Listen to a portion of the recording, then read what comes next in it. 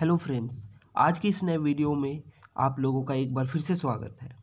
दोस्तों, आज की इस वीडियो में हम बात करने वाले हैं powers and functions of prime minister, यानी कि भारत के प्रधानमंत्री के पास क्या क्या पावर हैं, क्या क्या शक्तियां हैं और उनके क्या फंक्शंस हैं। दोस्तों, अगर हम एग्जामिनेशन की बात करें तो एग्जामिनेशन पॉइंट ऑफ व्यू से ये बहुत ही इंपॉर्टेंट टॉपिक है। तो फ्रेंड्स, आप वीडियो में लास्ट तक बने रहें और वीडियो को ध्यान से देखें। और दोस्तों, अगर वीडियो पसंद आए तो आप ज़्यादा से ज़्यादा लाइक कीजिए, कमेंट कीजिए और दोस्तों के साथ शेयर जरूर कीजिए। तो चलिए दोस्तों, वीडियो को शुरू करते हैं।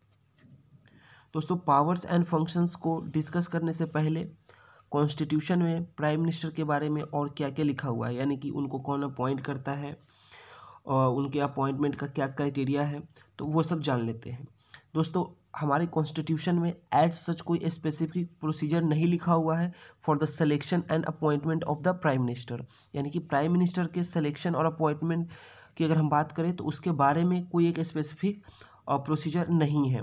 आर्टिकल 75 हमारे कॉन्स्टिट्यूशन का ये कहता है कि prime minister shall be appointed by the president, यानी कि प्राइम मिनिस्टर जो है वो प्रेसिडेंट द्वारा अपॉइंटेड होते हैं, यानी कि president appoints the prime minister. लेकिन इसका मतलब ये नहीं है कि प्रेसिडेंट फ्री है to appoint anyone as the prime minister, यानी कि प्रेसिडेंट अपने मन मुताबिक किसी को भी देश का प्रधानमंत्री नहीं बना सकते हैं।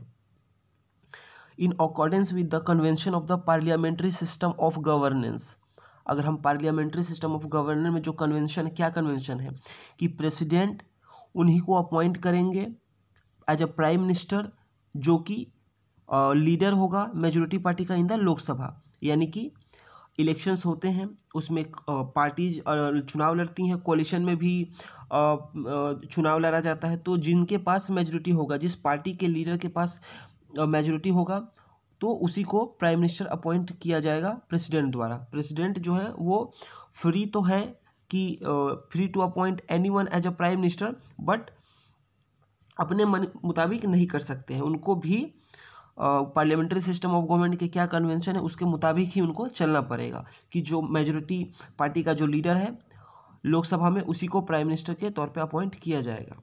लेकिन अगर किसी भी पार्टी को, नो पार्टी, अगर किसी भी पार्टी को क्लियर मेजॉरिटी नहीं मिलता है लोकसभा में, उस वक्त प्रेसिडेंट अपने डिस्क्रिशन पावर को, पर्सनल डिस्क्रिशन पावर को इस्तेमाल करते हैं और फिर प्राइम मिनिस्टर को अपने बुद्धि विवेक के हिसाब से अपॉइंट करते हैं। अब यहाँ पे उनके बुद्धि विवेक का क्या मतलब है, तो दोस्तों ऐसे सिचुएशन में जब किसी भी पार्टी को क्लियर मेजॉरिटी नहीं मिलता है, यानी कि किसी भी पार्टी को 282 सीट नहीं मिलता है, तो उस वक्त प्रेसिडेंट क्या करते हैं कि जो लार्जेस्ट पार्टी का लीडर होता है या कोalition का लार्जेस्ट कोalition, क्योंकि अब यूपीए और एनडीए भी हो चुका है। पहले क्या था कि वन पार्टी डोमिनेंस चलता था, बट पिछले कुछ टाइम से अब जो सरकारें बनती हैं वो कोalition में बनती हैं। तो दोस्तों, ऐसी सिचुएशन में प्रेसिडेंट क्या करते हैं कि अपने पर्सनल डिस्क्रिशन पावर का इस्तेमाल करते हैं और वे उनको अपॉइंट करते हैं जो कि किसी एक स्पेसिफिक पार्टी, जो लार्जेस्ट पार्टी है उसके लीडर को या लार्जेस्ट कोalition के लीडर को प्राइम मिनिस्टर के तौर पे, और उनको ये कहते हैं प्राइम मिनिस्टर, सॉरी प्रेसिडेंट, कि आप विद इन मंथ के अंदर हम on the floor of the parliament आप मेजॉरिटी को प्रूव कीजिए। यानी कि जो सबसे बड़ी पार्टी होती है या जो सबसे बड़ी कोalition के जो लीडर होते हैं उनको प्रेसिडेंट अपॉइंट करते हैं और उनको ये कहते हैं कि आप विद इन मंथ जो मेजॉरिटी चाहिए उसको आप प्रूव कीजिए। और दोस्तों, अगर हम अपने कॉन्स्टिट्यूशन की माने तो प्राइम मिनिस्टर किसी भी हाउस से भी हो सकते हैं, यानी कि लोकसभा में भी अगर वो लीडर है तो प्राइम मिनिस्टर लोकसभा से का लीडर भी बन सकता है, और अगर वो राज्यसभा में लीडर है तो वहाँ से भी बन सकते हैं। फॉर एग्जांपल, अब तक ऐसे 3 बार हुए हैं हमारे 3 prime minister, Indira Gandhi, HD Devegowda and Manmohan Singh. ये लोग जिस वक्त प्राइम मिनिस्टर बने थे उस वक्त ये लोग लोकसभा में लीडर नहीं थे, ये लोग राज्यसभा से चुनकर आए हैं और तब जाके ये लोग प्राइम मिनिस्टर बने हैं। अब दोस्तों, अगर हम टर्म की बात करें कि प्राइम मिनिस्टर कितने वक्त तक कोई रह सकता है, तो एज सच कोई प्राइम मिनिस्टर का टर्म फिक्स नहीं है।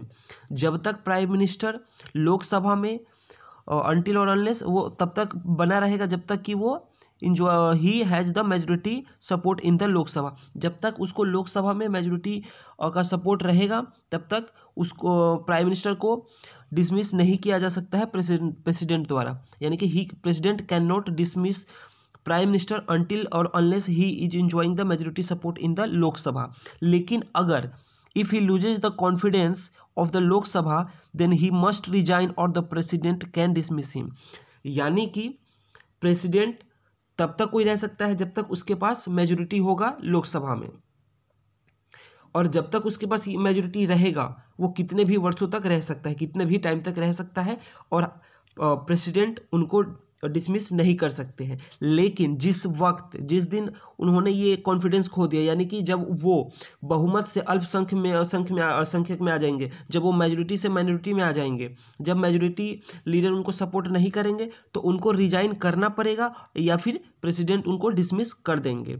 और दोस्तों अगर हम बात करें सैलरी और अलाउंस के बारे में, तो प्राइम मिनिस्टर के जो सैलरी है वो समय टू समय from time to time determine किया जाता है पार्लियामेंट द्वारा। अब चलिए हम पावर एंड फंक्शंस के बारे में जान लेते हैं। दोस्तों कई सारे इंपॉर्टेंट पार्ट्स जो है प्राइम मिनिस्टर का वो हमने इस वीडियो में डिस्कस किया है। सारे पावर्स को डिस्कस करना संभव नहीं है, तो जो इंपॉर्टेंट उनके फंक्शंस हैं और पावर्स हैं उसी को इसमें मैं डिस्कस कर रहा हूँ। तो दोस्तों प्राइम मिनिस्टर रिकमेंड करते हैं प्रेसिडेंट को कि किसे मिनिस्टर बनाना है और किसे नहीं बनाना है। ऑल्दो जो मिनिस्टर्स होते हैं काउंसिल ऑफ मिनिस्टर वो अपॉइंट किए जाते हैं प्रेसिडेंट द्वारा, लेकिन उनको रिकमेंड कौन करता है तो प्राइम मिनिस्टर करते हैं। The president can only appoint those persons as ministers who are recommended by the prime minister. यानी कि प्रेसिडेंट उन्हीं को मिनिस्टर के तौर पे अपॉइंट कर सकते हैं जिनको कि प्राइम मिनिस्टर ने रिकमेंड किया है। He allocate and reshuffle various portfolios among the minister. इसका क्या मतलब है, यानी कि वो रीशफल कर सकते हैं। अगर पहले किसी के पास होम मिनिस्ट्री है और दूसरे के पास अगर डिफेंस का है तो वो रीशफल करके दोनों को एक्सचेंज कर सकते हैं। और एलोकेट करने का भी काम कि किसे डिफेंस मिनिस्ट्री देना है, किसे एक्सटर्नल मिनिस्ट्री देना है, किसे चाइल्ड वुमेन मिनिस्ट्री देना है, तो वो एलोकेट करने का जो काम है वो प्राइम मिनिस्टर का ही काम है।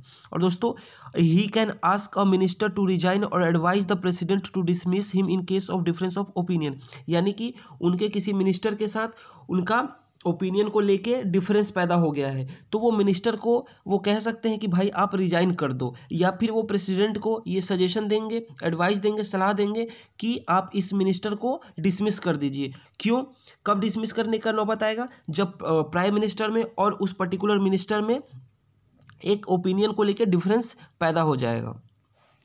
He can bring about the collapse of the council of ministers by resigning from the office। इसका क्या मतलब है कि he bring about the collapse of the council of ministers by resigning from office।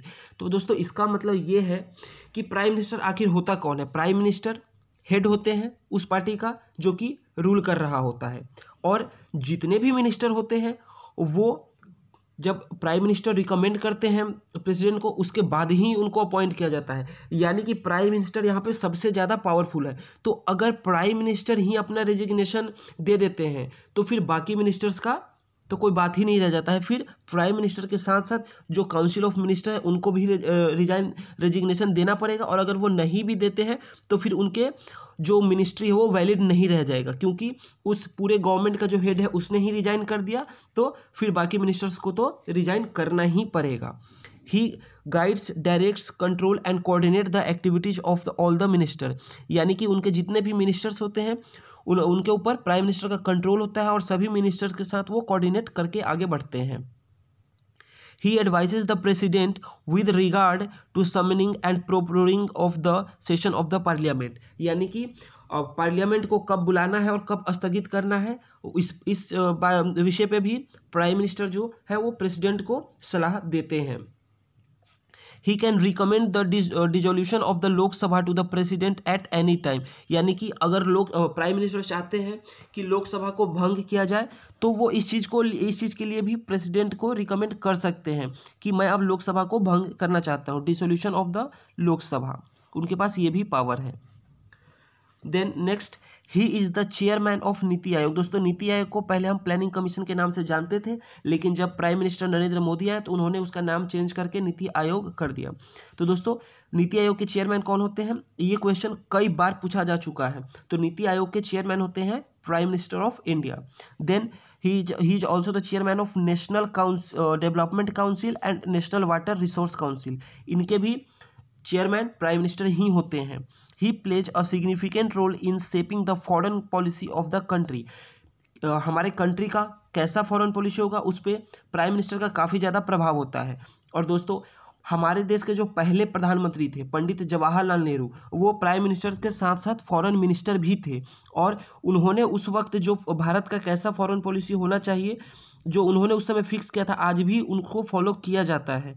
तो उसी तरीके से आज जो हमारे प्राइम मिनिस्टर हैं नरेंद्र मोदी जी, तो उनका भी कहीं ना कहीं सरकार का भारत का फॉरेन पॉलिसी कैसा हो उस पर काफ़ी ज़्यादा उनका प्रभाव माना जाता है। ही is the chief spokesman of the union government, क्योंकि दोस्तों वो गवर्नमेंट के वो लीडर हैं, उस पार्टी के वो लीडर हैं जो कि अभी रूल कर रहा है। तो इसलिए यूनियन गवर्नमेंट के जो सेंट्रल गवर्नमेंट है उसके चीफ स्पोक्समैन भी प्राइम मिनिस्टर ही होते हैं। Then he is the leader of the party in power, यानी कि जो पार्टी या जो कोalition और रूल कर रहा है अभी जो पावर में है उसके वो लीडर होते हैं, क्योंकि लीडर होते हैं सब लोग मिलके चुनते हैं तभी तो उनको प्राइम मिनिस्टर बनाया जाता है। तो इस तरीके से वो लीडर हुए उस पार्टी के जो कि पावर में है। He advises the president with regards to the appointment of officials of important officials like Attorney General of India, CAG, Comptroller and Auditor General of India, Chairman and Member of UPSC, Election Commissioners, Chairman of Finance Commission and so on। यानी कि although जो election commissioner होते हैं, finance commission के जो chairman होते हैं, UPSC के चेयरमैन और मेंबर्स होते हैं, सीएजी इंडिया के होते हैं, इन सभी को प्रेसिडेंट अपॉइंट करते हैं। लेकिन ये लोग प्रेसिडेंट द्वारा अपॉइंटेड तो होते हैं, बट इनके अपॉइंटमेंट में कहीं ना कहीं प्राइम मिनिस्टर का भी हस्तक्षेप होता है। यानी कि किसे अपॉइंट करना है इस विषय पर प्राइम मिनिस्टर जो है वो प्रेसिडेंट को सलाह दे सकते हैं, उनको एडवाइस दे सकते हैं कि आप फलाना फलाना व्यक्ति को आप या नाम रिकमेंड कर सकते हैं कि आप इनको बना सकते हैं इलेक्शन कमिश्नर, इनको आप चेयरमैन बना सकते हैं फाइनेंस कमीशन के। तो वहाँ पे भी प्राइम मिनिस्टर के पास ये पावर है। ऑल्दो ये सभी जितने भी इंपॉर्टेंट ऑफिशियल्स हैं वो प्रेसिडेंट द्वारा अपॉइंटेड होते हैं, इनको अपॉइंट प्रेसिडेंट करते हैं। अब दोस्तों भारत के कुछ ऐसे भी प्राइम मिनिस्टर रहे हैं जो प्राइम मिनिस्टर बनने से पहले किसी न किसी स्टेट के चीफ मिनिस्टर भी रह चुके हैं। और दोस्तों ऐसे 6 प्राइम मिनिस्टर हैं इंडिया के जो कि ऑलरेडी प्राइम मिनिस्टर बनने से पहले चीफ मिनिस्टर भी रहे थे। इस लिस्ट में अभी current prime minister Narendra Modi, इनका भी नाम है क्योंकि भारत के प्रधानमंत्री बनने से पहले ये गुजरात के चीफ मिनिस्टर भी रह चुके हैं। सबसे पहले मोरारजी देसाई जो कि प्राइम मिनिस्टर बने थे, और प्राइम मिनिस्टर बनने से पहले ये बॉम्बे के चीफ मिनिस्टर थे। तब महाराष्ट्र नाम नहीं था, तब बॉम्बे से जाना जाता था उस पूरे एरिया को।